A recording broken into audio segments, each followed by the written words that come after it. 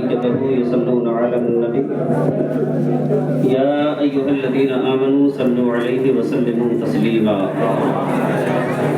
اللهم صل على سيدنا شفيعنا مولانا محمد وسلم صلاة وسلاما عليك يا رسول الله صلى الله تعالى عليه وسلم سبحان ربك رب العزة عما يصفون وسلام على المرسلين والحمد لله رب العالمين لا إله الحمد لله رب العالمين والعاقبة للمتقين والصلاة والسلام على سيد الأنبياء والمرسلين أما بعد فأعوذ بالله من الشيطان الرجيم بسم الله الرحمن الرحيم قد جاءكم من الله نور وكتاب مبين وقال الله تبارك وتعالى في مقام آخر قل إن كنتم تحبون الله فاتبعوني يحببكم الله آمنت بالله صدق الله مولانا العظيم وصدق رسوله النبي الأمين المتين الكريم ونحن على ذلك لمن الشاهدين والشاكرين والحمد لله رب العالمين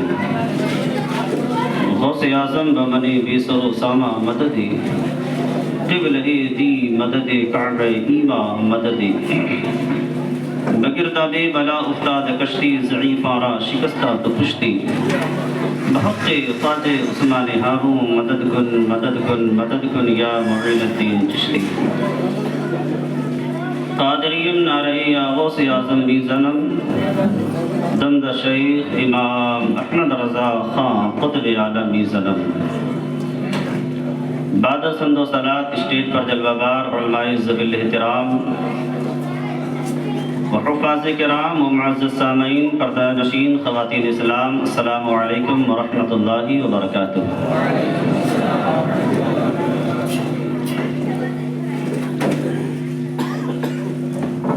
ذکر شہدائے کرب و بلا کا 10 روزہ کا پروگرام کا آج دوسرا دن ہے۔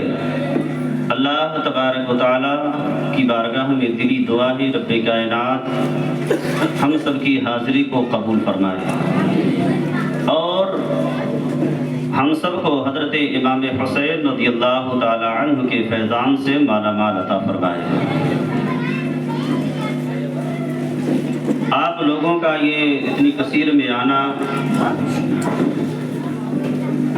یقیناً یہ رائے گا نہیں جائے گا، کل بروز محشر اس کا صلہ انشاءاللہ ملے گا۔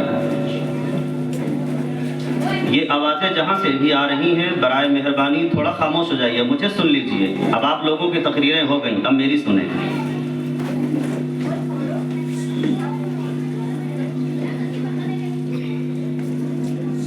سب سے پہلے محفل کا ادب بہت ضروری ہوتا ہے، نسبت سے شے ممتاز ہوتی ہے۔ یہ کوئی عام محفل نہیں ہے جس میں جائیں آپ جیسی باتیں کریں جیسے چاہیں بیٹھ جائیں۔ میں نے کل بھی بتایا تھا کہ یہ محفل حضرت امام حسین رضی اللہ تعالیٰ عنہ کی یاد میں منائی جا رہی ہے، اور میرے امام کو ہمارا عقیدہ ہے کہ ہم کہیں سے بھی پکاریں، کہیں سے بھی یاد منائیں، میرا امام کربلا کی دھرتی سے ہمیں دیکھ رہا ہے کہ نہیں؟ اگر وہ سچ صداقت ہو تو بولتے بھی رہیں، تھوڑا بہت بیداری کا ثبوت بھی دیں۔ ہمارا روزانہ یہاں پر جمع ہونا اور کچھ دیر امام حسین کی محفل میں بیٹھ کر کے کچھ سننا اور سنانا، یہی اللہ والوں کا طریقہ رہا ہے۔ ہمیشہ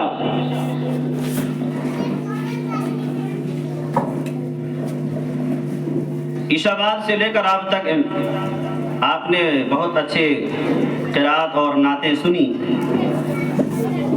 کچھ دیر کے لیے میں حاضر آیا، اللہ کی بارگاہ میں دلی دعا ہے رب کائنات مجھے حق بولنے اور آپ حضرات کو حق سننے اور ہم دونوں کو حق پر عمل کرنے کی توفیق عطا فرمائے۔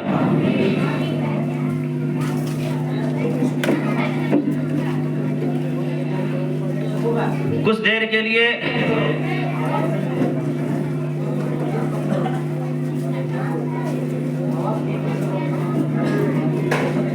آج کل دنیا کس کس کی یادیں منا رہی ہے. لوگ چاہ رہے ہیں کہ آپ لوگوں کے دماغ سے بھی امام حسین رضی اللہ تعالیٰ عنہ ہمارے اکابرین کی جو ہسٹری اور جو زندگیاں رہیں اس کو مٹا دیں. لیکن یاد رکھیں جب تک غلام حسین زندہ ہے یہ ممکن نہیں ہے کہ نہیں؟ آوازیں بہت ہو رہی، ڈسٹرب ہوتا تھوڑا سا لیڈیز کی طرف سے. میری مائیں بہنیں جتنی بھی ہیں یا بچیاں ہیں ان سے میری گزارش ہے خاموش ہو کے بیٹھیں. آپ کسی پنچایت میں نہیں آئی ہیں، حضرت امام حسین رضی اللہ تعالیٰ عنہ کی محفل میں آئے ہیں. لہذا ادب ملحوظ رہے. آپ کی آواز میں بھی پردہ ہے، آپ کی آواز نہیں آنا چاہیے. اللہ تبارک و تعالیٰ نے عورت کی ذات اور آواز دونوں میں پردہ رکھا ہے. آپ کی آواز یہاں آ رہی ہے، پہلی بات تو محفل میں ڈسٹرب، اور دوسری بات گناہ بھی لے رہی ہیں. آپ ثواب کے واسطے آئی ہیں، اللہ اس کے رسول کے واسطے حضرت امام حسین کی محفل کا ادب کریں اور خاموشی کے ساتھ بیٹھیں. آئیے ادھر توجہ دیں. اس سے پہلے کہ کچھ عرض و معروض کا سلسلہ بڑھے، جھوم کر سبھی لوگ درود پاک پڑھ لیں. اللہم صلی علی سیدنا شفیعنا. شبو بھائی مائک تھوڑا اور کلیئر کریں، کل آپ کا مائک بہت اچھا تھا. آپ کسی کو مت دیکھیں، بس مجھے دیکھیں. شبو بھائی صرف مجھے دیکھیں اور آپ مائک کلیئر کریں. آپ انگلی چلائیں گے مجھے پتہ چل جاتا ہے. ایک دن کی محفل نہیں ہوتی ہے، یہ روزانہ کی محفل ہوتی ہے، اور مائک پہ بولنا آسان نہیں ہوتا ہے. 10 منٹ بیٹھو، اگر مائک صحیح نہ ہوگا نا تو آواز پوری کھینچ لیتا ہے. تو پھر کل کیا سناؤں گا؟ کل پھر ایسا ہوگا کہ میرے ہونٹ ہلیں گے، آواز کچھ نہیں آئے گی، ہے نا؟ ہوتا ہے. خیر ایک مرتبہ اور درود پاک پڑھیں. اللہم صلی علی سیدنا شفیعنا مولانا محمد بارک وسلم صلاۃ و سلام علیک یا رسول اللہ صلی اللہ علیہ وسلم. آپ کے اندر ابھی بیداری نہیں آ رہی ہے، ایک مرتبہ اپنے ہاتھوں سے کو اٹھا کے کہہ دیں یا رسول اللہ، یا حسین، یا حسین، یا حسین. جسے مل گیا کم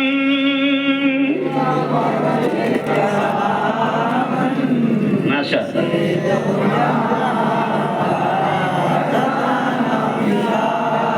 جسے مل گیا کملی والے کا دامن، اسے دو جہاں کا بھلا باغ جنت کو وہ کیا کرے گا. مدینے میں جس کو ٹھکانہ ملا ہے، جسے مل گیا کم اسے دو جہاں کا خزانہ ملا ہے. اذانی دیے جا، نمازیں پڑھی جا، شب و روز سجدے پہ سجدے کیے جا. اذانیں اسی کی، نمازیں اسی کی، جسے پنجتن کا گھرانہ ملا ہے. جسے مل گیا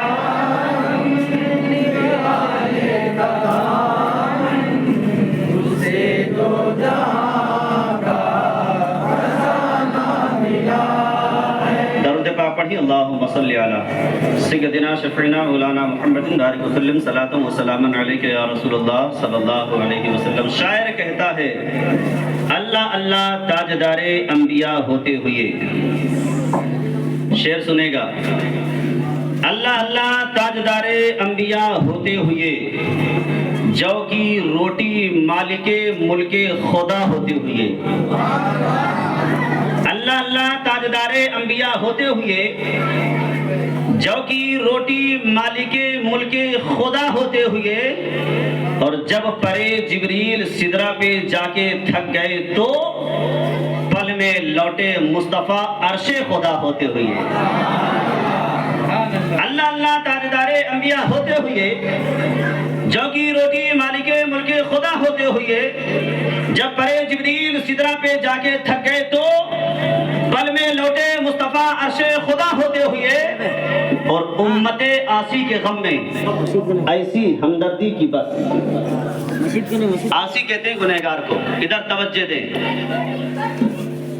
امت آسی کے غم میں ایسی ہمدردی کی بس، رات بھر آنسو بہانا مصطفیٰ ہوتے ہوئے، رات بھر آنسو بہانا مصطفیٰ ہوتے ہوئے، اور مکر شیطان لئی ہر چند پرزور ہے۔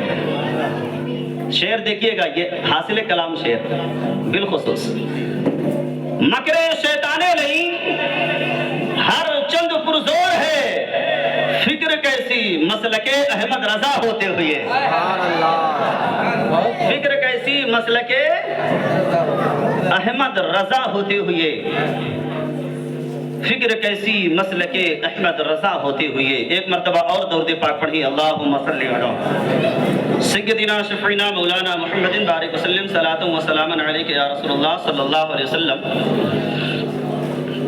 اعلیٰ حضرت نے ایک سوال کیا اپنے شعر میں، سنیں، طیبہ سے اگر تربت شے فاضل ہے، کیوں بائیں طرف اس کے لیے منزل ہے؟ سمجھ میں آیا؟ دیکھو لوگ اعلیٰ حضرت پہ بات کرتے ہیں، شعر نہیں سمجھ پاتے۔ پھر سن لیں، طیبہ سے اگر تربت شے فاضل ہے، کیوں بائیں طرف اس کے لیے منزل ہے، اس فکر میں جو جسم پر دھیان گیا تب سمجھا یہ دل ہے اور وہ مرقد جسم۔ نہیں سمجھا؟ اس کی جب تک وضاحت نہ ہو تو اچھے اچھے لوگ نہیں سمجھ پاتے، کیونکہ ایک بہت بڑے بزرگ ہیں، انہوں نے کہا تھا اعلیٰ حضرت کو سمجھنے کے لیے علم بھی اعلیٰ چاہیے، خاندان بھی اعلیٰ چاہیے، سمجھے؟ ہاں۔ اور میرے پیارے، آپ نے دنیا کا دستور دیکھا ہوگا، یعنی یہ سوال ہے اعلیٰ حضرت کا کہ کعبہ داہنی طرف ہے، گنبد خضرا بائیں طرف ہے، کعبہ دائنی طرف ہے، لیفٹ سائیڈ ہے، اور گنبد خضرا بائیں طرف ہے، لیفٹ سائیڈ میں ہے۔ اعلیٰ حضرت سوال کرتے ہیں کہ آخرکار جب کعبہ داہنی سائیڈ ہے، گنبد خضرا بائیں سائیڈ ہے، دنیا کے دستور ہے کہ داہنا ہاتھ سے بایاں ہاتھ افضل ہوتا ہے، ہوتا ہے نا؟ زور سے بولے، ہوتا ہے نا؟ اسی لیے آپ دنیا میں جتنے بھی اچھے کام ہیں، حکم ہے کہ آپ داہنے ہاتھ سے کریں۔ کسی کو کچھ لینا ہے تو داہنے ہاتھ سے، کسی کو کچھ دینا ہے تو داہنے ہاتھ سے، یہ والے داہنے سمجھتے ہیں نا؟ کرناٹک والے کی بات نہیں پتہ چلے گی، داہنے سیدھا بول، اچھا دائیں بائیں میں ہو، دائیں کو سیدھا ہی بولتے ہیں نا، تو سیدھا ہی بات چل رہی ہے۔ آپ سمجھیں کہ مسجد میں جائیں گے تو پہلے کون سا قدم رکھے تھے؟ سیدھا۔ اور جب باہر نکلتے ہیں تو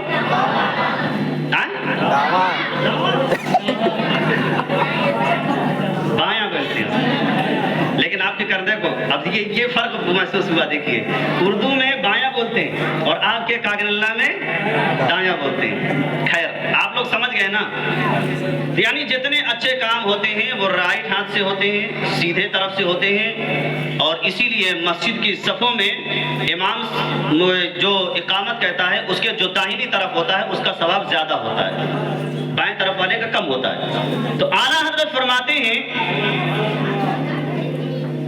آپ نے سوال کیا کہ طیبہ سے اگر تربت شے فاضل ہے، اب توجہ دیں ادھر، طیبہ سے اگر تربت شے فاضل ہے، کیوں بائیں طرف اس کے لیے منزل ہے؟ پوری دنیا کہتی ہے، چاہے کسی بھی مکتب فکر کا ہو، ہر کوئی کہتا ہے کہ کعبہ سے افضل گنبد خضرا ہے۔ زور سے بولو، کعبہ سے افضل گنبد خضرا ہے۔ اور اسی لیے اعلیٰ حضرت نے کہا حاجیوں آؤ شہنشاہ کا روزہ دیکھو۔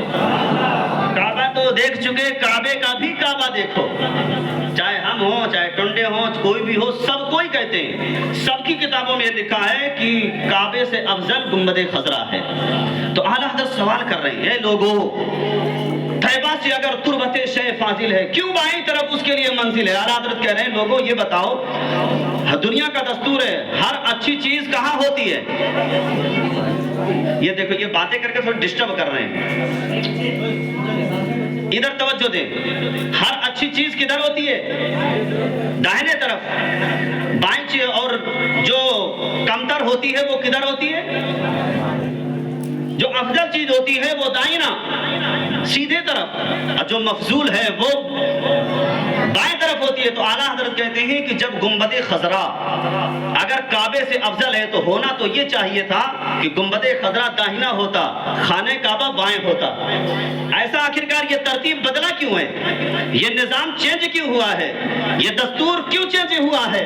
اعلیٰ حضرت سوال کر رہے ہیں، اس سوال کا جواب کون دے گا؟ پوری دنیا ہاتھ جوڑ کے کھڑی ہو گئی۔ کہا اے اپنے وقت کے امام، اگر کوئی عالم سوال کرتا جواب دینے کی کوشش کیا جاتا، لیکن سوال کسی ایسے ویسے کا عالم کا ایسے ویسے کا نہیں ہے۔ جب آسمان کا مسئلہ آتا ہے تو وہ بولتا ہے، زمین کی بات آتی ہے تو وہ بولتا ہے، منطق کی بات آتی ہے تو وہ بولتا ہے، فلسفے کی بات آتی ہے تو وہ بولتا ہے، جب تفسیر کی بات آتی ہے تو وہ بولتا ہے، پانی کی بات آتی ہے تو وہ بولتا ہے، مسئلے کی بات آتی ہے تو وہ بولتا ہے۔ پوری دنیا ہاتھ جوڑ کے کھڑی ہو گئی اور کہا اے امام احمد رضا، اس سوال کا جواب کوئی نہیں دے سکتا، کیونکہ آسمان کی بات آئے تو آپ بولتے ہیں، ہر مسئلے کا جواب آپ کے پاس ملتا ہے۔ اے امام احمد رضا، آخرکار اس مسئلے کا جواب بھی ہمیں عطا فرما دے۔ تو اعلیٰ حضرت فرماتے ہیں کہ اے دنیا والوں، جب میں اس سوال کے جواب کرنے کے لیے نکلا، اس سوال کے جواب کا تلاش کرنے کے لیے نکلا، تو سب سے پہلے میں نے اپنے جسم سے سوال کیا، اے جسم تو یہ بتا، آخرکار دائنا ہاتھ ٹوٹ جائے تو کیا بائیں میں کچھ فرق پڑتا ہے؟ جسم نے کہا کوئی فرق نہیں پڑتا۔ دایاں پیر ٹوٹ جائے تو بائیں پیر میں کچھ فرق پڑتا ہے؟ جسم نے کہا کوئی نہیں فرق پڑتا۔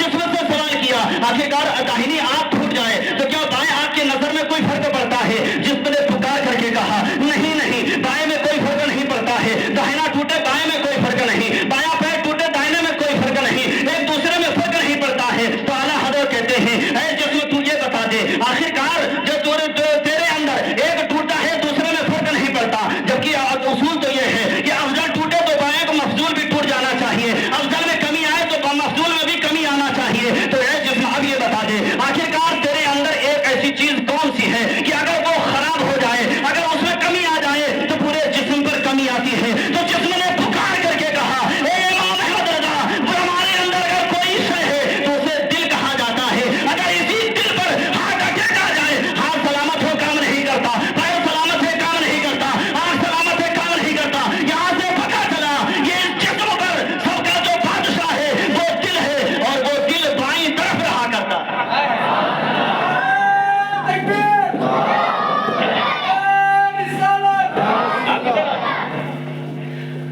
تو اعلیٰ حضرت نے کہا اے جسم یہ بتاؤ، پورے جسم پر جو بادشاہ ہے وہ کیا ہے؟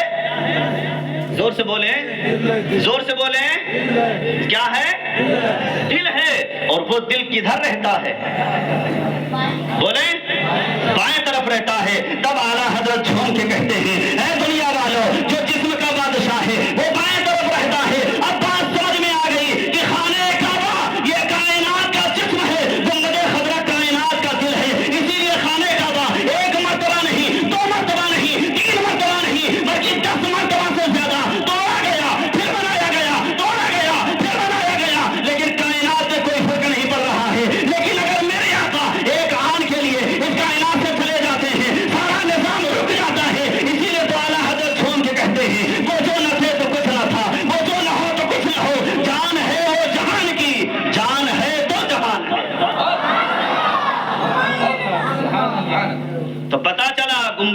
کعبہ کائنات کا دل ہے اور خانہ کعبہ کائنات کا جسم ہے. اسی لیے میرے پیارے خانہ کعبہ کے تعلق سے آتا ہے تقریباً 10 سے زیادہ مرتبہ توڑا گیا، پھر بنایا گیا، پھر توڑا گیا، پھر بنایا گیا، لیکن کائنات میں کوئی فرق نہیں پڑا. لیکن ایک آن کے لیے معراج کی رات میں میرے آقا اگر معراج میں چلے گئے، کائنات کو چھوڑ دیا، اللہ کے پاس پہنچے، کائنات رک گیا، پانی بہ رہا تھا رک گیا، سانس چل رہی تھی رک گئی، ہوا چل رہی تھی رک گئی، دریا کی طغیانی بہ رہی تھی سب رک گئی، اور کب تک رکی رہی؟ جب تک میرے نبی تشریف نہ لے آئے. تو پھر جھوم کر کے اعلیٰ حضرت کی زبان میں تمہیں بھی کہنا پڑے گا، وہ جو نہ تھے تو کچھ نہ تھا، وہ جو نہ ہو تو کچھ نہ ہو، جان ہے وہ جہان کی، جان ہے تو جہان ہے. اور میرے آقا صلی اللہ علیہ وسلم کائنات کی جان ہے. ٹھیک ہے.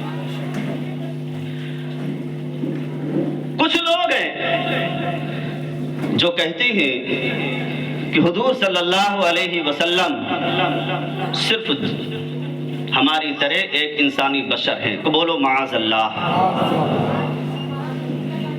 سنتے اپنی کتابوں میں بھی لکھا، فتاوی رشیدیہ اٹھا کے دیکھیں، تحذیر الناس، یہ سڑے کی اٹھا کے دیکھ لیں، اشرف علی کی.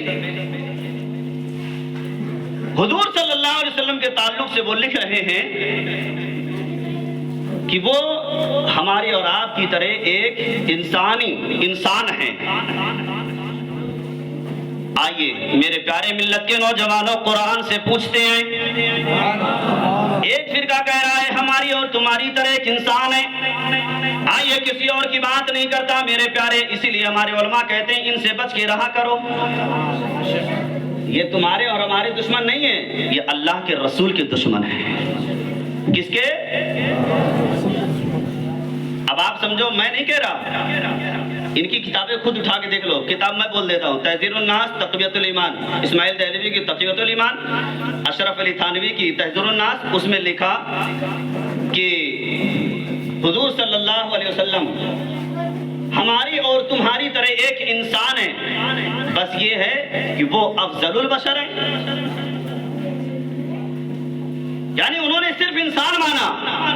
لیکن آئیے قرآن پاک سے پوچھتے ہیں، بار اعلیٰ تو قرآن میں بتا دے میرے نبی کیا ہے. تو اللہ تعالیٰ قرآن پاک میں ارشاد فرماتا ہے، قد جاءکم من اللہ نور. اور سے بولو. اللہ قرآن میں کہتا ہے تحقیق کہ تمہارے پاس اللہ کی جانب سے ایک نور آ گیا ہے، وہ کتاب مبین اور روشن کتاب. اب بتاؤ تم اللہ کی مانو گے کہ ان کی؟ زور سے بولو.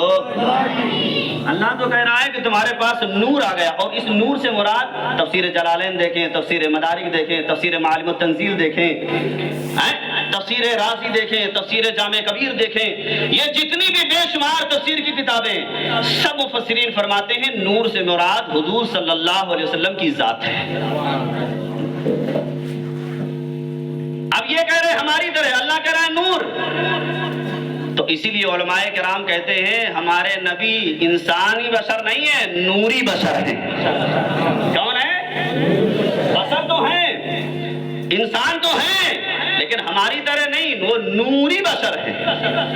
کیا ہے؟ زور سے بولے. کون؟ نوری بشر ہیں. اور جانتے ہیں ایک بات آ کے، حالانکہ وہ ربیع الاول میں سناتا تھا اور مزہ لے کے سناتا، لیکن شارٹ کٹ میں مجھے نکلنا پڑے گا. یہاں تک اپنی کتاب میں لکھا، امتی بظاہر نبی سے اعمال میں بڑھ سکتا ہے، کیونکہ نبی کی عمر 63 سال، ہماری ہو گئی 84 سال، تو ہم زیادہ ہو گئے. بولو معاذ اللہ. انہوں نے یہ دیکھا. لیکن آؤ میرے پیارے ملت کے نوجوانوں، حدیث سناتا ہوں، بات تم خود سمجھ جانا. مچل کے میرے آقا نے ابو بکر سے نہیں، عمر فاروق سے نہیں، عثمان غنی سے نہیں، مولا علی سے نہیں، بلکہ سید الملائکہ جبریل امین سے ارشاد فرماتے ہیں، جبریل یہ بتاؤ تمہاری عمر کتنی ہے؟ زور سے زور سے. کیونکہ میرے نبی نبی جانتے ہیں جبریل وہ ہے جو آدم کے پاس بھی آیا تھا. جتنے نبی آئے 1,24,000 کم و بیش 2,24,000 ہر نبی کے پاس جبریل امین تشریف لاتے رہے, اللہ کا پیغام لاتے رہے. یہی فرشتے, یہی ایک فرشتہ تھا جو اللہ کا پیغام, اللہ کی کتاب انبیاء کرام تک پہنچاتے رہے. اللہ کے رسول صلی اللہ علیہ وسلم نے جبریل امین سے عرض کیا, جبریل تمہاری عمر کتنی ہے؟ ہم اور آپ ہوتے تو جانتے ہیں, ہمارا آپ ہوتے تو یہ کہتے کہ یا رسول اللہ میری عمر تو بہت لمبی ہے, بہت زیادہ ہے. جبریل امین نے یہ عرض کیا, یا رسول اللہ میری عمر کتنی ہے مجھے معلوم نہیں, لیکن ہاں اتنا ضرور ہے کہ عرش الہی کے پردے میں ایک ستارہ چمکتا تھا جو 70,000 سال کے بعد ایک مرتبہ چمکتا تھا. زور سے کتنا, 70,000 سال کے بعد ایک مرتبہ چمکتا تھا. اور یا رسول اللہ میں نے اسے 72,000 مرتبہ دیکھا ہے. 70,000 سال کے بعد ایک مرتبہ چمکے اور میں نے اسے 72,000 مرتبہ دیکھا ہے. 72,000 مرتبہ. جبریل امین سوچ رہے دل میں, یقیناً میں نے عمر اپنی بہت بنا دی, اپنی عمر بہت بیان کر دی. میرے نبی ارشاد فرماتے ہیں وعزتی انا ذالک الکوکب, اے جبریل میرے رب کی عزت کی قسم وہ ستارہ تو میں ہی ہوں. کیا فرمایا, اے جبریل وہ ستارہ, زور سے بولے, میں ہوں. جبریل امین نے عرض کیا, یا رسول اللہ یقیناً آپ میرے نبی نے جبریل کے چہرے پر دیکھا. جبریل مان رہے, دل سے تصدیق بھی کر رہے. میرے نبی فرماتے ہیں, اے جبریل کیا تم اس ستارے کو پہچان سکتے ہو؟ جبریل امین نے عرض کیا, یا رسول اللہ یقیناً ابھی پہچان سکتا ہوں. تو میرے آقا جو امامہ شریف پہنے تھے, مفسرین فرماتے ہیں میرے آقا نے کھسکا دیا. جبریل امین نے پیشانی کے اوپر اسی ستارے کو دیکھا اور فرمایا واللہ ھذا واللہ ھذا واللہ ھذا, قسم خدا کی یا رسول اللہ یہ وہی ستارہ ہے, یا رسول اللہ یہ وہی ستارہ ہے, یا رسول اللہ یہ وہی ستارہ ہے. تبھی تو اعلیٰ حضرت امام عشق و محبت کنز الکرامت بریلی کے سرزمین سے ارشاد فرماتے ہیں, صبح طیبہ میں ہوئی بجتا ہے بارہ نور کا, صدقہ لینے نور کا آیا ہے تارا نور کا. اور ایک بات میرے پیارے ملت کے نوجوانوں سنو, اپنے نبی کے کمال کو سنو, پھر اس کے بعد سیرت پر آؤں گا. نور کہتے ہیں جو خود روشن ہو اور دوسروں کو روشن کر دے, اسے کیا کہتے ہیں؟ ادھر دیکھیں, توجہ دیں. نور کسے کہتے ہیں؟ جو خود روشن ہو دوسروں کو روشن کر دے. میرے آقا ایسے نور ہیں جو انسان تو انسان, پیڑ پودوں کو بھی روشن کیا ہے, پیڑ پودوں کو بھی روشن کیا ہے. تاریخ میں آتا ہے کہ 2 صحابی رسول تھے, نبی کی بارگاہ میں گفتگو ہونے لگی, بڑی تیزی کے ساتھ سن لیں کہ نبی کی بارگاہ میں بیٹھے تھے, پہلے لائٹ کا زمانہ نہیں تھا, رات کافی ہو گئی, اب ان کو اپنے گھر جانا تھا. ٹارچ کا زمانہ نہیں, ٹارچ لوگوں کے پاس جیسے آج پہلے نہیں تھی. صحابی رسول کہنے لگے یا رسول اللہ ہمیں اپنے گھر جانا ہے, رات تاریکی بہت ہے, روز راستہ دکھائی نہیں دے رہا, یا رسول اللہ کوئی ایسا انتظام فرما دیں تاکہ ہمارے لیے راستہ ایک دم روشن ہو جائے. کیونکہ صحابی جی جانتے تھے کہ نبی وہ ہیں جو ہر کچھ کر سکتے ہیں. جبھی تو اعلیٰ حضرت فرماتے ہیں, میں تو مالک ہی کہوں گا کہ ہو مالک کے حبیب, یعنی محبوب و مہم میں نہیں میرا تیرا. صحابی رسول نے کہا یا رسول اللہ کوئی روشنی کا انتظام فرما دے تاکہ چلے جائیں. تو میرے آقا نے کیا کیا, ہم اور آپ ہوتے تو جب تک لائٹ نہ ملے, ٹارچ نہ ملے, کہتے بھائی کیا کریں, میرے پاس بھی ٹارچ نہیں. لیکن میرے نبی کو اللہ نے مالک بنا کے بھیجا تھا. میرے نبی نے لکڑی اٹھائی, لکڑی, توجہ دیں, یہ یار بہت ڈسٹرب کر رہا ہے, یا تو تو بیٹھ جا یا تو گھر چلا جا. میں کوئی اسپیکر نہ میں بٹن دبایا تو چالو, خاموشی سے بیٹھا کرو. ادھر توجہ دے, مچل کے بولیے سبحان اللہ. صحابی رسول نے عرض کیا یا رسول اللہ روشنی نہیں ہے کچھ انتظام فرما دی. تو میرے آقا صلی اللہ علیہ وسلم نے ایک لکڑی اٹھائی, زور سے بولیں, لکڑی اٹھا کے صحابی رسول کو دے دیا, کہا یہ لے جاؤ چلے جاؤ. ہم اور آپ ہوتے نہ لیتے, لیکن صحابی جانتے تھے ہمارے سامنے جو نبی بیٹھا ہے وہ مجبور نبی نہیں ہے, مالک نبی بیٹھا ہے. اللہ نے اسے مالک بنا کے بھیجا ہے. انہوں نے لکھا اپنے پاگل لوگ جماعتوں نے. میں تو ان کو کہتا ہوں تمہاری کرناٹک کے زمان میں گولی کھالی والی جماعت ہے. کتاب میں بتا یار نبی کے تعلق سے جانتے ہو کیا لکھا؟ باقاعدہ صراحت کے ساتھ علماء موجود ہے, بڑی ذمہ داری کے ساتھ, کہ جس کا نام محمد یا علی ہے وہ کسی چیز کا مالک نہیں. بولو معاذ اللہ. اور صحابی رسول کیا سمجھ رہے ہیں؟ صحابی رسول سمجھ رہے ہیں کہ یقیناً میرے سامنے جو بیٹھا ہے وہ کوئی اور نہیں, مالک نبی بیٹھا ہے. اسی لیے چپ چاپ لیا, کچھ بولے نہیں. یا رسول اللہ میں نے ٹارچ مانگا ہے, روشنی مانگی ہے, چراغ دینا تھا, لالٹین دینا تھا. یا رسول اللہ کھاری لکڑی دے رہے ہیں. لیکن صحابی بھی جانتے تھے اگر نبی نے کھاری لکڑی کو دیا ہے تو اسے کالا بنا کے نہیں, روشن کر کے دیا ہے. صحابی رسول اسے لیتے ہیں, لے کر کے چل دیتے ہیں. تاریخ میں آتا ہے جو ہی جب تک روشنی میں نبی کے سامنے رہے, لکڑی میں کوئی روشنی نہیں تھا, لیکن جیسے ہی نبی کے پاس سے باہر نکلے, اندھیرے میں آئے, اللہ تعالیٰ نے اس لکڑی میں روشنی پیدا فرما دی. روشنی پیدا فرما دی, دونوں کو راستہ صاف نظر آ رہا, دونوں ایک دم صاف جا رہے ہیں.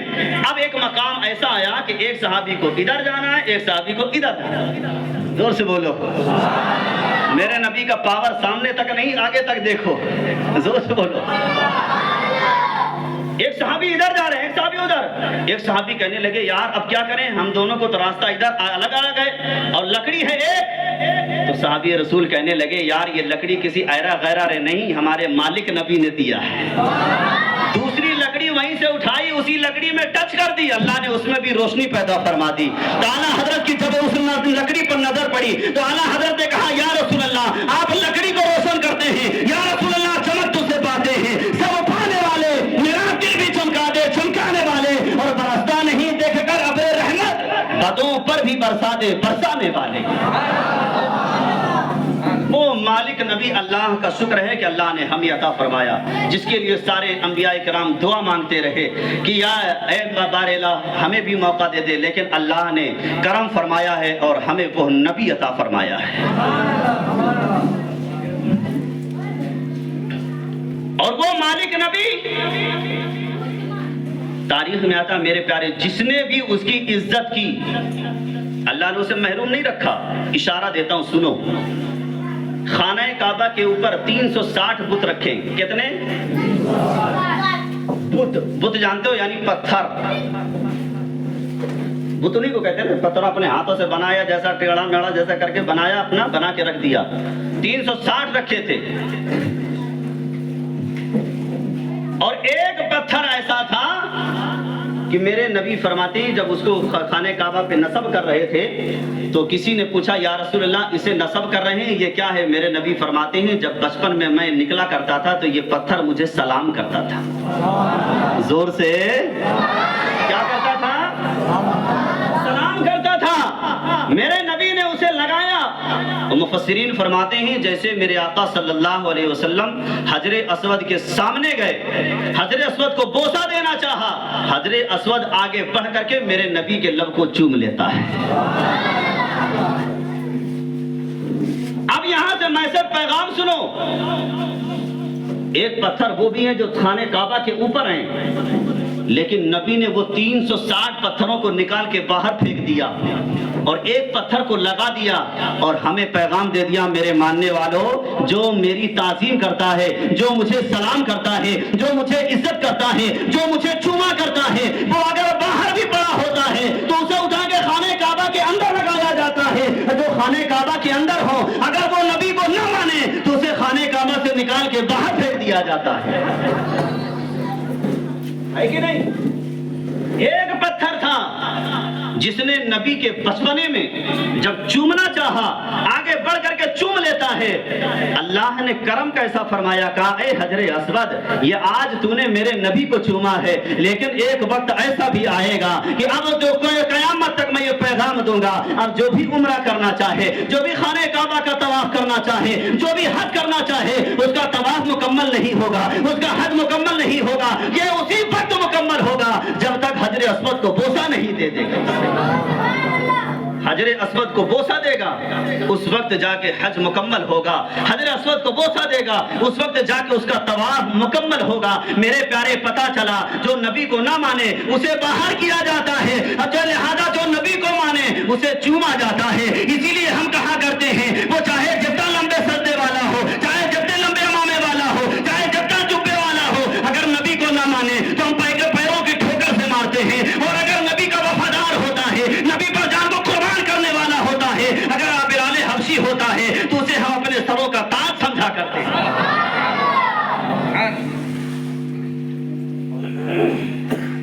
تو مین ہے نبی کی تعظیم، نبی کی تعظیم اپنے سینے پہ رکھیں، نبی کی محبت اپنے سینے میں رکھیں، اور جب نبی کی محبت تمہارے سینے میں ہوگی تو یاد رکھیں پھر زمانہ کچھ بھی کہے، فانوس بن کے جس کی حفاظت ہوا کرے، وہ شمع کیا مجھے جسے روشن خدا کرے۔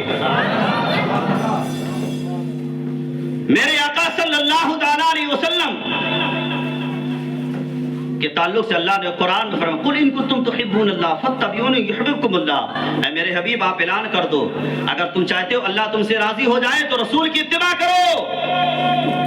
یوں بیان کروں تو بہت کچھ ہوگا، لیکن ایک بات سن لیں، میرے نبی دنیا سے پردہ فرمانے والے، ابھی پردہ فرمایا نہیں ہے،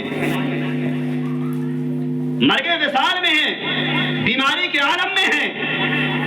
حضرت ابو بکر حضرت علی کے کندھوں کے سہاروں سے مسجد میں تشریف لائے اور آ کر کے آپ نے خطبہ دیا، لوگوں سے کہا ہے لوگوں اللہ کے حقوق کو ادا کرو اور لوگوں کے بھی حقوق ادا کرتے رہا کرو۔ حقوق اللہ نماز روزہ حج زکوٰۃ کے حقوق اللہ ہیں، حقوق العباد بندوں کے حق دنیا میں بہت سارے ہوتے ہیں، بھائیوں کا بھی حق ہوتا ہے، بچوں کا بھی حق ہوتا ہے، باپ کا حق ہوتا ہے، پڑوسیوں کا حق ہوتا ہے، محلے والوں کا حق ہوتا ہے، غریبوں کا حق ہوتا ہے۔ میرے نبی فرماتے سنو حقوق اللہ بھی ادا کرو، حقوق العباد بھی ادا کرو، اور یاد رکھنا مسلمانوں اگر حقوق اللہ میں کمی ہوئی اللہ کے فضل پر ہے، جسے چاہے معاف کر دے، جسے چاہے گرفت فرما لے، لیکن اگر بندوں کا حق تم نے نہیں دیا ہے، کسی بندوں کا اگر تم نے حق مارا ہے تو یاد رکھنا کتنے بھی حج کر لو، کتنے بھی نمازیں پڑھ لو، اللہ اس وقت تک معاف نہیں فرمائے گا جب تک وہ بندہ معاف نہیں کرے گا۔ آج ایک معاشرے میں ایک عام ایک وبا پھیلی ہوئی ہے، کیا کہ چاہے جتنا گناہ کرو، کتنا گناہ کرو، کتنا لوگوں کو دباؤ، مارو، ظلم کرو، آخر بڑھاپے میں حج کر لو معاف ہو گیا۔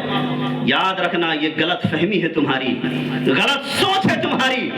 میرے نبی نے فرمایا حقوق اللہ اللہ معاف کر سکتا ہے، حقوق العباد نہیں، یہ بندوں کا حق ہے، بندہ ہی معاف کرے گا۔ اور اعلیٰ حضرت نے لکھا ہے ایک حج نہیں 100 حج کر لے، اگر کسی بندے کا تم نے 1 روپے مارا ہے تو جب تک وہ بندہ معاف نہیں کرے گا اللہ تمہیں معاف نہیں فرمائے گا۔ باقی پوری ذمہ داری سے حوالے کے ساتھ میں بتا سکتا ہوں، اعلیٰ حضرت فتاوی رضیہ شریف میں تحریر فرمایا ہے اور سارے مفسرین نے یہی فرمایا ہے، اس لیے میرے پیارے غلط فہمی کے شکار نہ رہیں۔ اب آئے میرے نبی کو دیکھیں، آپ نے جب یہ تقریر فرمائی اور فرمایا اے میرے صحابہ اگر کسی کا مجھ پر کوئی حق ہو تو آئے مجھ سے لے لے۔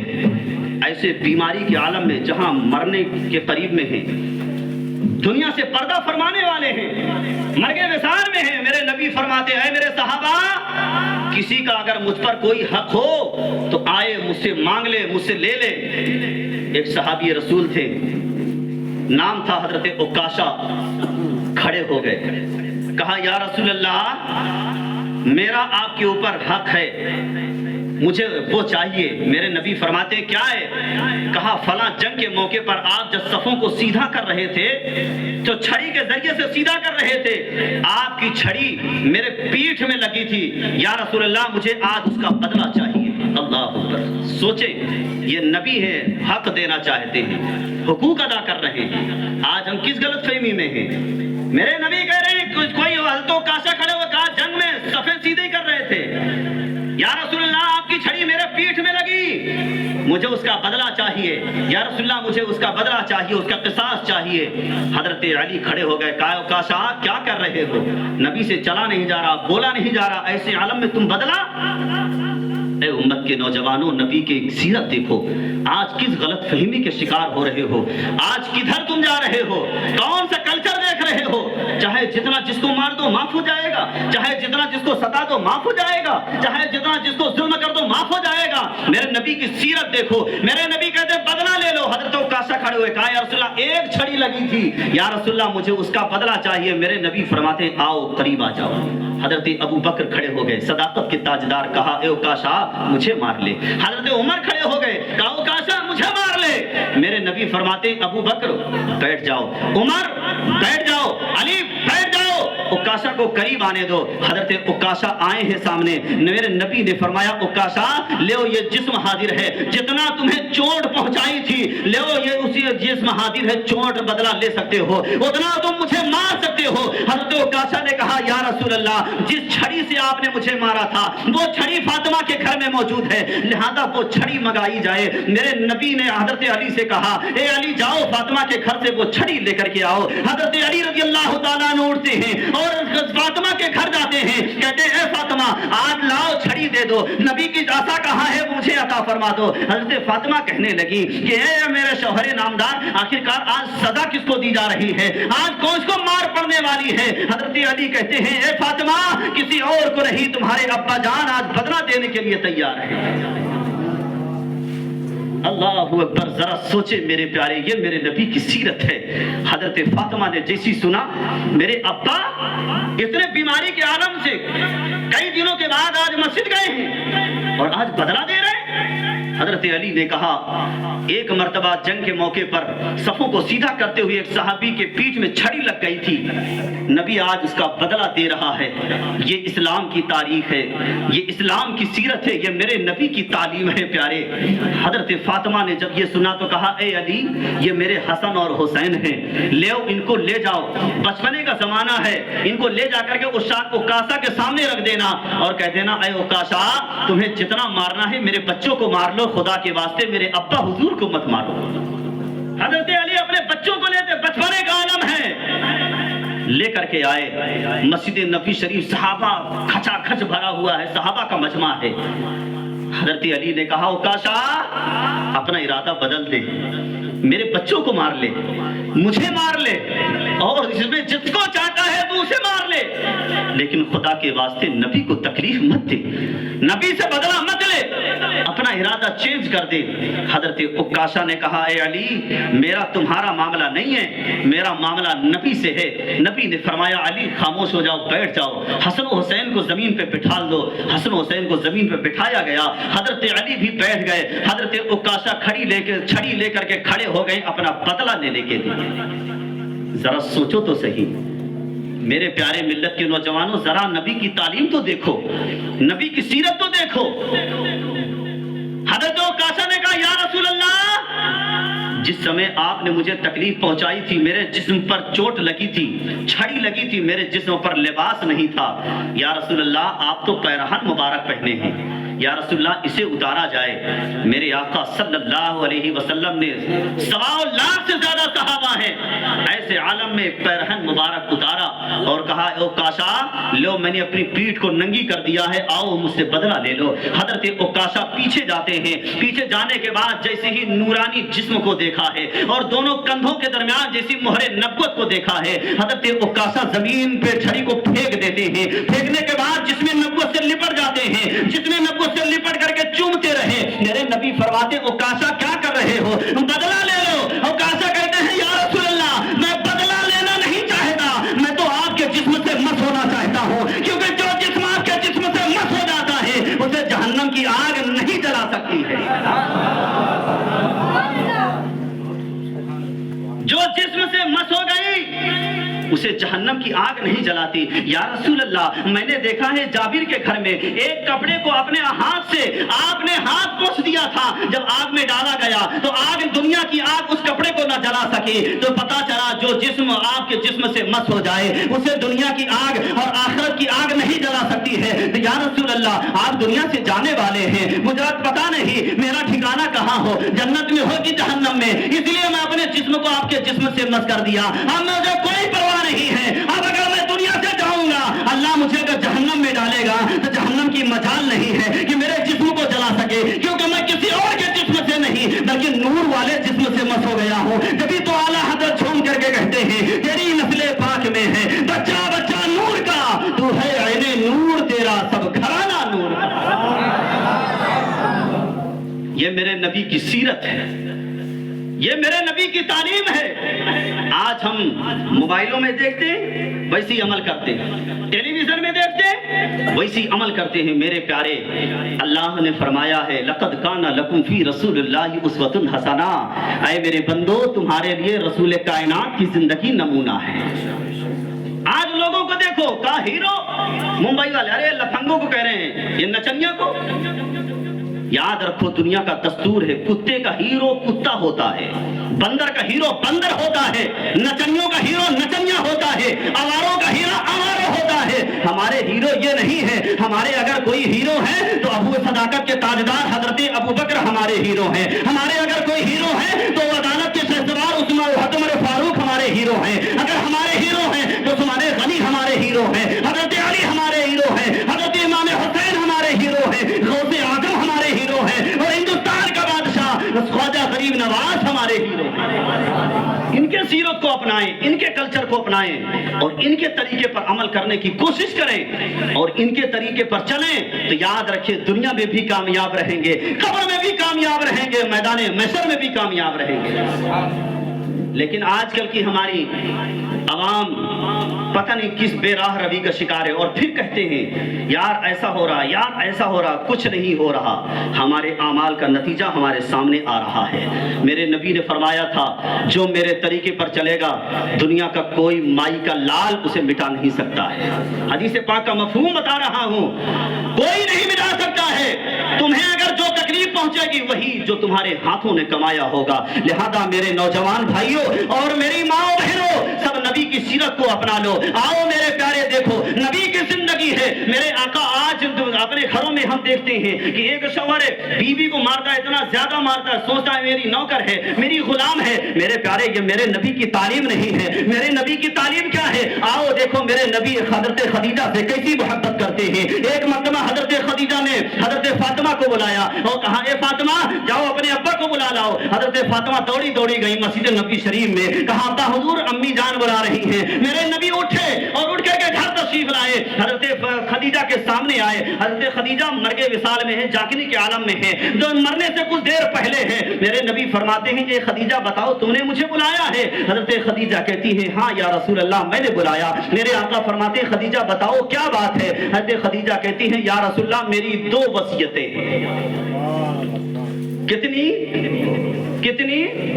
زور سے بولیں، دو وصیتیں ہیں۔ میرے آقا فرماتے ہیں خدیجہ کہو کیا کہنا چاہتے ہو؟ کہا یا رسول اللہ بس دو چیز ہے، اگر آپ اسے مان لیں قبول کر لیں۔ میرے آقا فرماتے ہیں خدیجہ تمہیں معلوم ہے میرے پاس کیا ہے، بولو کیا کہنا چاہتی ہو؟ حضرت خدیجہ کہتی ہیں یا رسول اللہ پہلی بات تو یہ ہے اگر میری خدمت کرنے میں آپ میرے شوہر ہیں کوئی کمی رہ گئی ہو، کوئی کوتاہی ہو گئی ہو تو یا رسول اللہ میں دنیا سے جا رہی ہوں مجھے معاف فرما دیجیے۔ زور سے بولیں، کیوں کہا؟ کیونکہ میری مائیں بہنیں بیٹھی ہیں، میں پیغام دیتا ہوں۔ میرے نبی نے فرمایا اپنے وقت کی عورت کتنے بھی پارسا بن جائے، کتنی متقی پرہیزگار بن جائے، لیکن اگر اس کا شوہر ناراض ہے تو اللہ جنت تو دور کی بات ہے جنت کی خوشبو بھی سونگھنے نہیں دے گا۔ اس لیے دنیا میں سب سے پہلے ضروری ہے عورت کے لیے اپنے شوہر کو راضی کرنا، شوہر کو راضی کرنا۔ جس کا شوہر راضی ہے اللہ اسے جنت دیتا ہے۔ میرے نبی فرماتے ہیں اے خدیجہ تو نے کوئی کمی نہیں کری، جس وقت سارے مکہ والوں نے ٹھکرا دیا تھا خدیجہ تو نے مجھے سینے سے لگایا، بتا دوسری بات کیا ہے؟ حضرت خدیجہ کہتی ہیں یا رسول اللہ آپ کے کندھوں پر جو چادر پڑی ہوئی ہے، کالی کمری پڑی ہے، یا رسول اللہ میں چاہتی ہوں میرا کفن اسی چادر میں دے دیا جائے۔ اب میرے نبی کا محبت بھرا پیغام سنو، میرے نبی فرماتے ہیں قسم خدا کی خدیجہ تم نے تو چادر مانگی ہے، اگر میری کھال مانگتی تو وہ بھی میں اتار کے دے دیتا۔ زور سے بولے کتنی محبت نبی فرماتے، فرمایا خدیجہ تم نے تو چادر مانگی ہے، اگر میری کھال مانگتی تو قسم خدا کی یہ نبی کھال اتار کے دے دیتا۔ میرے پیارے یہاں سے پتا چلا عورتوں کو مارنا نہیں، ڈانٹنا نہیں، عورت نہ پیار، عورت مارنے کی چیز نہیں ہے، عورت ڈانٹنے کی چیز نہیں ہے، عورت پیار کرنے کی چیز ہے، اسے محبت سے رکھا جائے۔ نبی کی تعلیم ہے، میرے پیارے نبی کی تعلیم پر عمل کرو، نبی کی سیرت کو اپناؤ۔ آج لوگ کہتے ہیں نبی کی تعلیم کو کون مانے، نبی کا میلاد کون منائے؟ میں کہتا ہوں وہ عورت منائے جس کے شوہر مرنے کے بعد اسے کالی پوک کر کے ایک بند کوٹھی میں بند کر دیا جاتا تھا، یا تو شوہر کے ساتھ زمین میں دفنا دیا جاتا تھا، اس عورت کو منانا چاہیے۔ کہاں نبی کا میلاد کون منائے؟ کہاں اس بچی کو منانا چاہیے جس کے پیدا ہوتے ہی باپ گلا دبا دیتا تھا، اس بچی کو میلاد منانا چاہیے۔ کہاں نبی کا میلاد کون منانا چاہیے؟ کہاں اس باپ کو منانا چاہیے جس کی رضا میں نبی نے فرمایا اس کی رضا میں اللہ کی رضا ہے، اس باپ کو منانا چاہیے۔ کہاں نبی کا میلاد کس کو منانا چاہیے؟ تو جانتے ہو میرے نبی نے فرمایا اس بھائی کو منانا چاہیے کہ جس نے، میرے نبی نے فرمایا کہ جو بھائی آپس میں مل کر کے ساتھ رہتے ہیں اور ماں باپ کی خدمت کرتے ہیں اللہ اس گھر میں رحمتوں کا نزول فرما دیتا ہے۔ آج ضرورت ہے میرے پیارے ہر طرف اپنے نبی کی تعلیم کو عام کرنے کی، ضرورت ہے اپنے نبی کے پیغام کو عام کرنے کی۔ آج جب میلاد آتا ہے لوگ خوشی مناتے ہیں، لیکن کچھ لوگوں کے جغرافیہ چینج ہو جاتے ہیں، لیکن میں کہتا ہوں تم مناؤ نہ مناؤ نبی کی ذات میں کوئی فرق نہیں پڑے گا، کیونکہ نبی کے میلاد آسمان بھی مناتا ہے، زمین بھی مناتی ہے۔ اسی لیے باغ طحل میں دنیا کو پیغام دیا کرتا ہوں، زمین کی بہاروں، زور سے فلک کی نظاروں، زمین کی بہاروں، سبھی دے مناؤ حضور، ذرا زور سے پڑھ لو، فلک کی نظاروں، زمین کی بہاروں، سبھی دے مناؤ،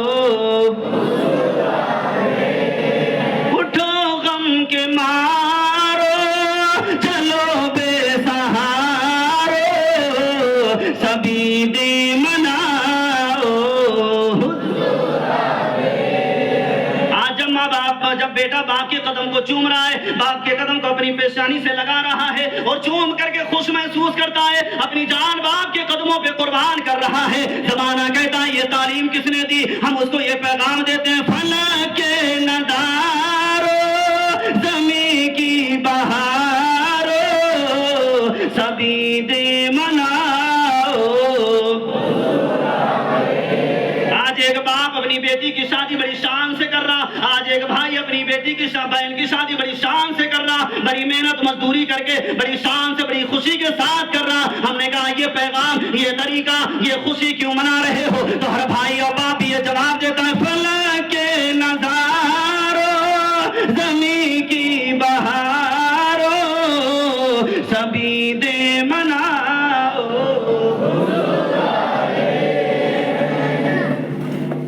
آج ایک غریب کی آپ مدد کر رہے ہیں، کوئی غریب آ رہا ہے آپ فوراً دوڑ کے جا رہے ہیں، اس کا علاج کرا رہے ہیں، اس کو کھانے کے لیے دے رہے ہیں، لنگر پینے کے لیے دے رہے ہیں، اس کو پہننے کے لیے دے رہے ہیں، اگر مکان نہیں ہے پیسہ لے کر کے اس کو گھر بھی دے رہے ہیں۔ آخرکار یہ غریبوں کا مدد کرنے کا جذبہ، غریبوں سے مدد کرنے کا صلہ، یہ بھائی چارگی، یہ ہمدردی، یہ کہاں سے پیدا ہوئی؟ تو زمانہ پکار کے کہہ رہا، فلک کے نظاروں، زمین کی بہاروں، سبھی دے مناؤ۔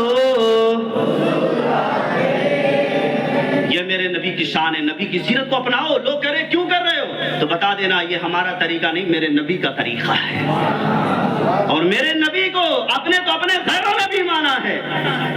وہ وقت نہیں، انشاءاللہ پھر ربیع الاول کے موقع پہ بتاؤں گا. اب آؤ ایک بات اور سن لو. آج ملک الموت آتا ہے نا تمہارے پاس، زور سے بولو.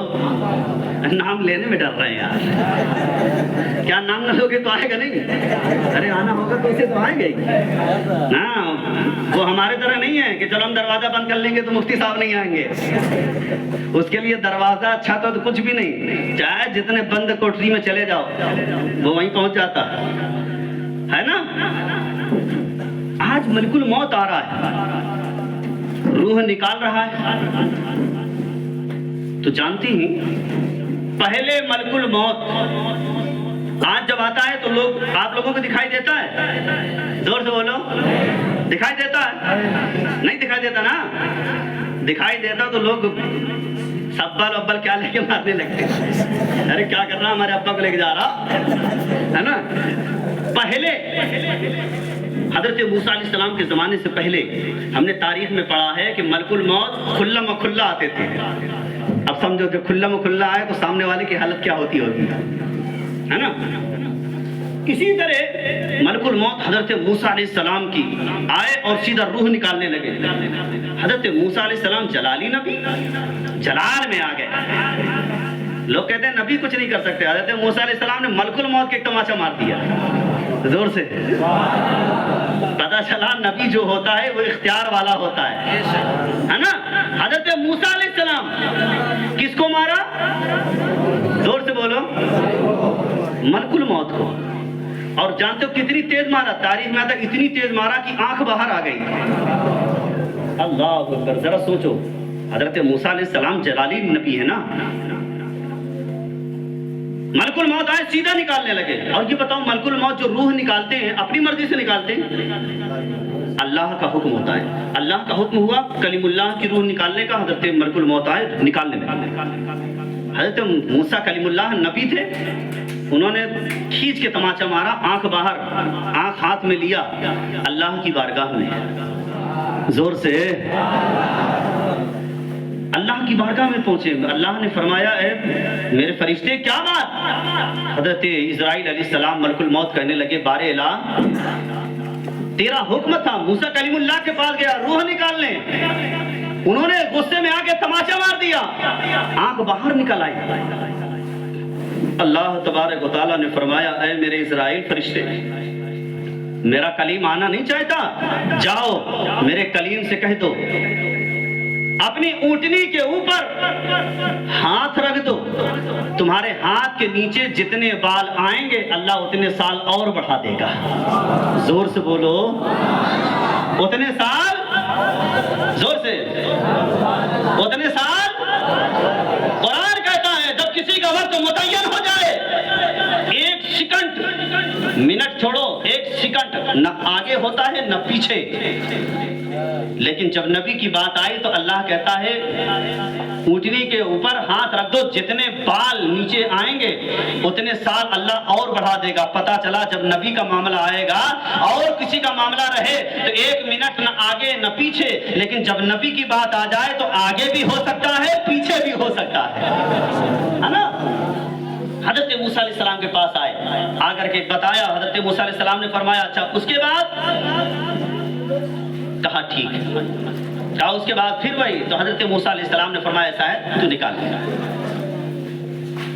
میں سوچ میں پڑا آخرکار اتنے نبی آئے کسی نے ملک الموت کو نہیں مارا، حضرت موسیٰ علیہ السلام نے کیوں مارا؟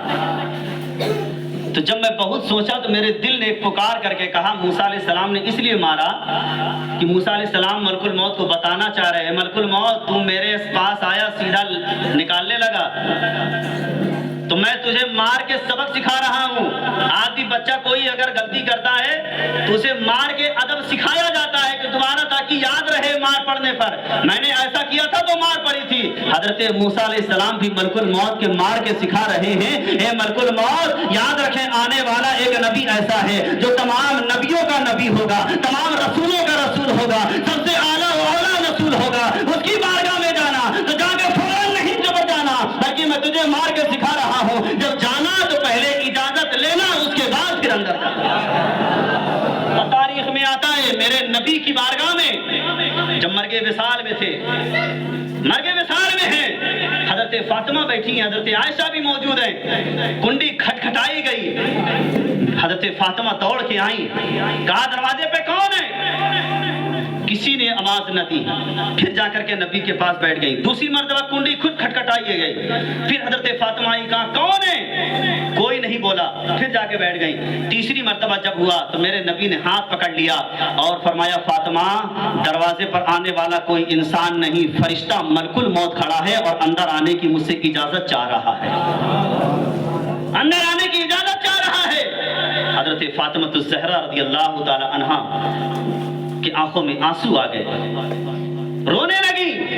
میرے نبی نے حضرت فاطمہ کو پھر پکڑا، سر پکڑا، اپنے کان کے منہ کے قریب کیا، کان میں کچھ کہا، حضرت فاطمہ مسکرانے لگی۔ جب میرے نبی دنیا سے پردہ فرما گئے تو حضرت عائشہ نے پوچھا اے فاطمہ، نبی جب مرگ وصال میں تھے تو تم پہلی مرتبہ میں آپ رونے لگی اور دوسری مرتبہ جب نبی نے تمہارے کان میں کچھ کہا تو تم مسکرانے لگی، معاملہ کیا تھا؟ حضرت فاطمہ کہتی ہے جب میں نے سنا کہ میرے نبی دنیا سے جانے والے ہیں تو میں رونے لگی تھی، اور جب میرے نبی نے فرمایا اے فاطمہ رو نہیں، میرے دنیا سے جانے کے بعد سب سے پہلے جو مجھ سے ملاقات کرے گا وہ فاطمہ تم ہوگی، یہ سن کے میں ہنسنے لگی۔ یہاں سے ہمیں پتا چلا نبی کا اختیار بھی دیکھو اور نبی کا علم بھی دیکھو۔ نبی کو یہ بھی معلوم ہے میرے دنیا سے جانے کے بعد مجھ سے سب سے پہلے قبر میں جو آ کے ملاقات کرے گا وہ کوئی اور نہیں ہوگا بلکہ میری بیٹی فاطمہ ہوگی۔ اسی لیے تو اعلیٰ حضرت جھوم کے کہتے ہیں اور کوئی غیب کیا تم سے نہا ہو بھلا، جب نہ خدا ہی چھپا تم پہ کروڑوں دے۔ اور پھر کیا ہوا؟ میرے آقا صلی اللہ علیہ وسلم المختصر، میرے آقا صلی اللہ علیہ وسلم نے حضرت ملک الموت سے فرمایا ملک الموت یہ بتاؤ آخرکار موت میں کتنی تکلیف ہوتی ہے، روح نکالنے میں کتنی تکلیف ہوتی ہے؟ ملک الموت نے کہا یا رسول اللہ 70,000 تلوار کا زخم ایک طرف ہے، روح نکالنے کا درد ایک طرف ہے۔ تو میرے آقا فرماتے ہیں اے ملک الموت میں تجھے نکالنے کی اجازت نہیں دیتا جب تک تو اللہ سے یہ وعدہ نہ کر لے کہ اللہ تعالیٰ میرے امتی کا جو روح نکالنے کی جو تکلیف ہے اس کو آسانی پیدا فرما دے۔ ملک الموت رب کی بارگاہ میں جانے ہی والے تھے کہ اللہ تعالیٰ نے ندا فرمائی میرے حبیب پریشان ہونے کی بات نہیں ہے، آپ نے دعا کیا ہے اللہ نے قبول فرما لیا ہے۔ اسی لیے تو اعلیٰ حضرت فرماتے ہیں اجابت کثیرہ، زور سے بولے اجابت کثیرہ عنایت کا جوڑا دلہن بن کے نکلی صدائے محمد، اور اجابت نے جھوک کر گلے سے لگایا بڑھی ناد سے جب صدائے محمد صلی اللہ علیہ وسلم۔ پھر اس کے بعد کیا ہوا؟ آج مومنوں کی روحیں کہاں ہیں معلوم ہے؟ بتاؤ کہاں ہیں؟ تمہارے ابا کی روح کہاں ہے؟ دادا کی کہاں ہے؟ نہیں معلوم؟ ارے عالم ارواح میں۔ کہاں کہاں؟ عالم ارواح میں۔ سب لوگوں کی روحیں عالم ارواح میں رہتی ہیں، عالم ارواح میں رہتی ہیں۔ لیکن تاریخ میں آتا ہے جبریل امی جب میرے نبی کی روح لے کے چلنے لگے،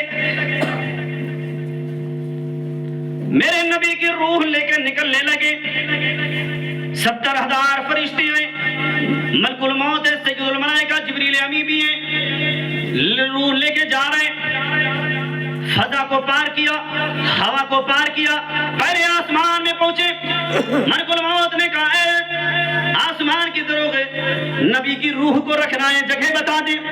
آسمان نے ہاتھ جوڑ کر کے کہا روح وہاں رکھو جہاں قدم نہ پہنچی ہو، زور سے بولو لہا معراج کی رات یہاں قدم پہنچے، میرے نبی کی روح لے کر کے اور آگے چلے، عالم ارواح میں پہنچے، عالم ارواح سے کہا آخر کوئی جگہ بتا دے نبی کی روح کو رکھنا ہے۔ عالم ارواح نے ہاتھ جوڑ کر کے کہا یہاں نبی کے قدم پہنچ چکے، اوپر جائیے، دوسرے آسمان میں یہی جواب، تیسرے آسمان میں یہی جواب، تاریخ میں آتا ہے چوتھے میں پہنچے یہی جواب، پانچویں میں پہنچے یہی جواب، ساتویں میں پہنچے یہی جواب۔ جب سدرۃ المنتہا میں پہنچے، سدرہ کے پاس پہنچے، وہاں سدرہ سے کہا اے جبریل امین آخرکار یہاں نبی کی روح رکھنا ہے، بتاؤ جگہ کہاں ہے؟ جبریل امین نے کہا اے ملک الموت آخرکار یہاں بھی نبی کے قدم پہنچ چکے ہیں، اور جہاں نبی کے قدم پہنچے وہاں روح نہیں رکھی جاتی ہے، اور اوپر لے کر کے جائیے، تاریخ گواہ ہے، اور اوپر لے کے جیسے کہا عرش الہی کی طرف ہاتھ جوڑ کے کہا اے عرش الہی آخرکار نبی کے روح کو رکھنا ہے، بتاؤ کہاں رکھے؟ عرش الہی نے یہی کہا دیکھو یہاں بھی نبی کے قدم پہنچ چکے ہیں، اور جہاں نبی کے قدم پہنچے وہاں روح نہیں رکھی جاتی ہے۔ فرشتے نے ہاتھ جوڑ کر کے اللہ کی بارگاہ میں عرض کیا اے بارے الہ آخرکار نبی کو روح کو رکھے کہا؟ عالم ارواح نے منع کر دیا، پہلے آسمان نے منع کر دیا، دوسرے آسمان نے منع کر دیا، تیسرے آسمان نے منع کر دیا، چوتھے آسمان نے منع کر دیا، تو عاطف غیبی سے آواز آتی ہے جہاں سے روح نکالا تھا وہیں لے جا کر کے رکھ دو، جہاں سے نکالا